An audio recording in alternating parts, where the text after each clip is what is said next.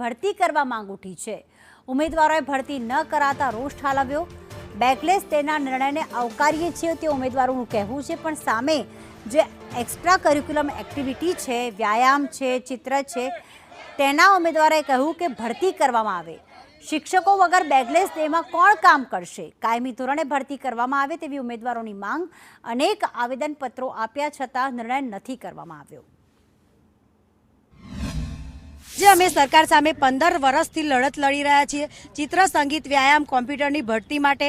આજે અમે એક જ વાત કહેવા માંગી આવ્યા છીએ કે કાયમી ધોરણે 1 થી 8 ધોરણમાં અમારી કાયમી ધોરણે જલ્દી ભરતી કરે। આજે સરકાર બેકલેસ ડે કાયમ કાર્યક્રમ જે લાયા છે એને અમે આવકારીએ છીએ, પણ ચિત્રપોથી છે, કલર છે, સંગીતના સાધનો છે, વ્યાયામના સાધનો છે, કોમ્પ્યુટર લેબ છે, પણ તેના શિક્ષકો એક પણ સ્કૂલમાં નથી। તો આખા ગુજરાત રાજ્યના લેવલ પર અમારી કાયમી ધોરણની ભરતી થાય એક જ માંગ કરીએ છીએ।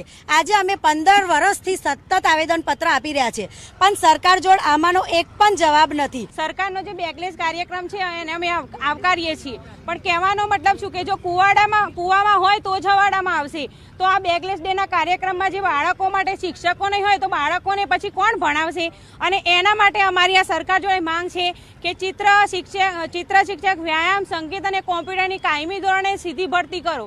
ભૂપેન્દ્ર દાદાને છે આંદોલનથી એટલો પ્રોબ્લેમ છે, એ કંટાળી જાય છે, તો તમે વિચારો કે 15 વર્ષથી અમારી શું હાલત થતી હશે। અને હવે અમારો ખાસ